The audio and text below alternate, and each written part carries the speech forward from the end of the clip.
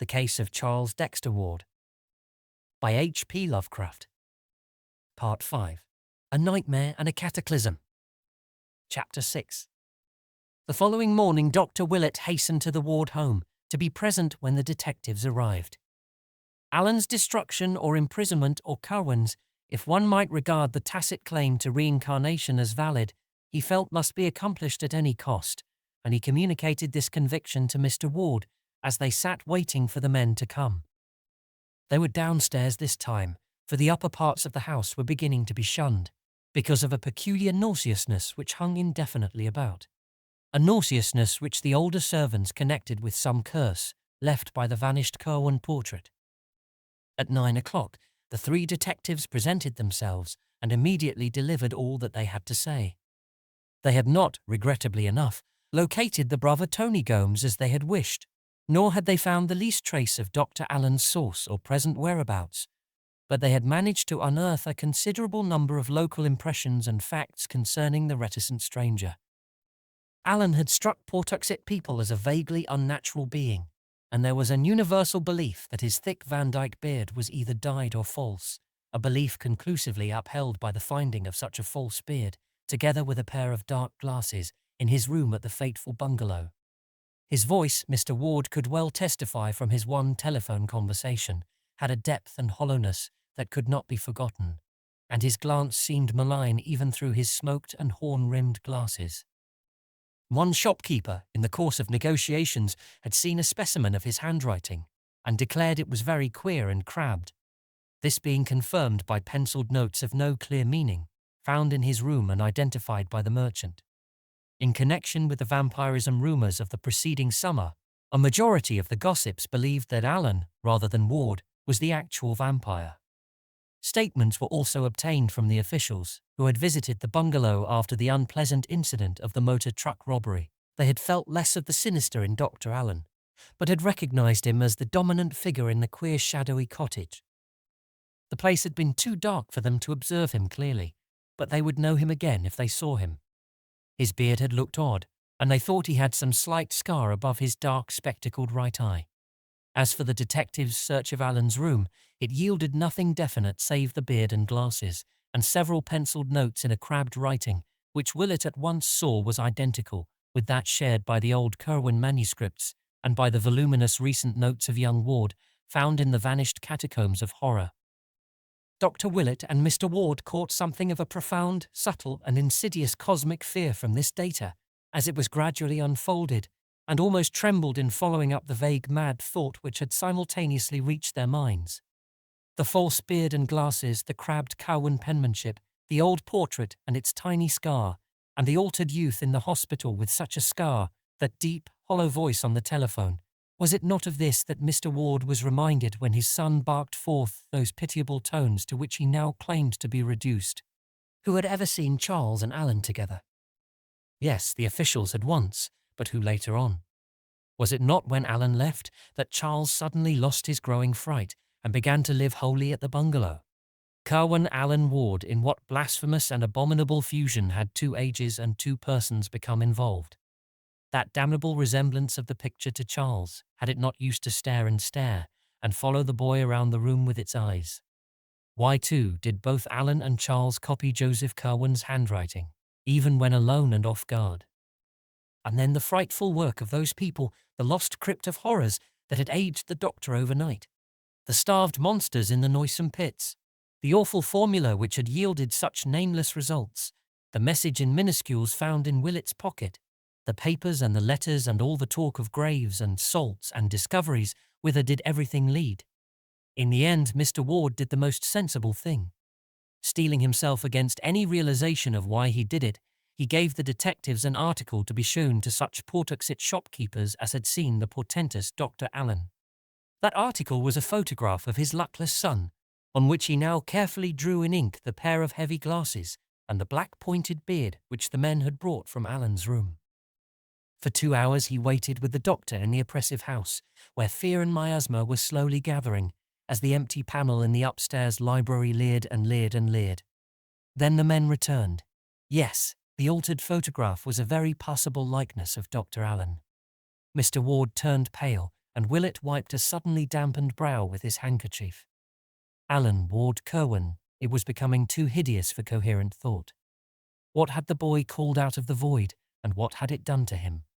What really had happened from first to last? Who was this Alan who sought to kill Charles as too squeamish? And why had his destined victim said in the postscript to that frantic letter that he must be so completely obliterated in acid? Why, too, had the minuscule message, of whose origin no one dared think, said that Curwen must be likewise obliterated? What was the change, and when had the final stage occurred? That day when his frantic note was received, he had been nervous all the morning. Then there was an alteration. He had slipped out unseen and swaggered boldly in past the men hired to guard him. That was the time when he was out. But no, had he not cried out in terror as he entered his study, this very room? What had he found there? Or wait, what had found him? That simulacrum which brushed boldly in, without having been seen to go, was that an alien shadow and a horror forcing itself upon a trembling figure which had never gone out at all? Had not the butler spoken of queer noises? Willett rang for the man and asked him some low-toned questions. It had, surely enough, been a bad business. There had been noises, a cry, a gasp, a choking, and a sort of clattering or creaking or thumping, or all of these. And Mr. Charles was not the same when he stalked out without a word. The butler shivered as he spoke and sniffed at the heavy air that blew down from some open window upstairs. Terror had settled definitely upon the house, and only the business-like detectives failed to imbibe a full measure of it. Even they were restless, for this case had held vague elements in the background which pleased them not at all. Dr. Willett was thinking deeply and rapidly, and his thoughts were terrible ones. Now and then he would almost break into muttering as he ran over in his head a new, appalling, and increasingly conclusive chain of nightmare happenings. Then Mr. Ward made a sign that the conference was over, and everyone save him and the doctor left the room. It was noon now, but shadows as of coming night seemed to engulf the phantom-haunted mansion. Willett began talking very seriously to his host, and urged that he leave a great deal of the future investigation to him. There would be, he predicted, certain obnoxious elements which a friend could bear better than a relative. As family physician, he must have a free hand, and the first thing he required was a period alone and undisturbed in the abandoned library upstairs, where the ancient overmantel had gathered about itself an aura of noisome horror, more intense than when Joseph Curwen's features themselves glanced slyly down from the painted panel. Mr. Ward, dazed by the flood of grotesque morbidities and unthinkably maddening suggestions that poured in upon him from every side, could only acquiesce, and half an hour later the doctor was locked in the shunned room with the panelling from Olney Court. The father, listening outside, heard fumbling sounds of moving and rummaging as the moments passed, and finally a wrench and a creak, as if a tight cupboard door were being opened. Then there was a muffled cry, a kind of snorting choke, and a hasty slamming of whatever had been opened. Almost at once the key rattled and Willett appeared in the hall, haggard and ghastly, and demanding wood for the real fireplace on the south wall of the room. The furnace was not enough, he said, and the electric log had little practical use. Longing yet not daring to ask questions, Mr. Ward gave the requisite orders and a man brought some stout pine logs, shuddering as he entered the tainted air of the library to place them in the grate. Willett, meanwhile, had gone up to the dismantled laboratory and brought down a few odds and ends not included in the moving of the July before. They were in a covered basket, and Mr. Ward never saw what they were. Then the doctor locked himself in the library once more, and by the clouds of smoke which rolled down past the windows from the chimney, it was known that he had lighted the fire. Later, after a great rustling of newspapers, that odd wrench and creaking were heard again, followed by a thumping which none of the eavesdroppers liked. Thereafter 2 suppressed cries of Willett's were heard, and hard upon these came a swishing rustle of indefinable hatefulness. Finally, the smoke that the wind beat down from the chimney grew very dark and acrid, and everyone wished that the weather had spared them this choking and venomous inundation of peculiar fumes. Mr. Ward's head reeled, and the servants all clustered together in a knot to watch the horrible black smoke swoop down. After an age of waiting, the vapours seemed to lighten, and half-formless sounds of scraping, sweeping, and other minor operations were heard behind the bolted door. And at last, after the slamming of some cupboard within, Willett made his appearance, sad, pale and haggard, and bearing the cloth-draped basket he had taken from the upstairs laboratory. He had left the window open, and into that once accursed room was pouring a wealth of pure wholesome air to mix with a queer new smell of disinfectants.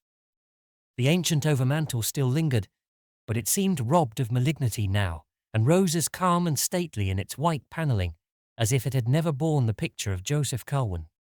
Night was coming on, yet this time its shadows held no latent fright, but only a gentle melancholy. Of what he had done the doctor would never speak. To Mr. Ward he said, "I can answer no questions, but I will say that there are different kinds of magic. I have made a great purgation, and those in this house will sleep the better for it."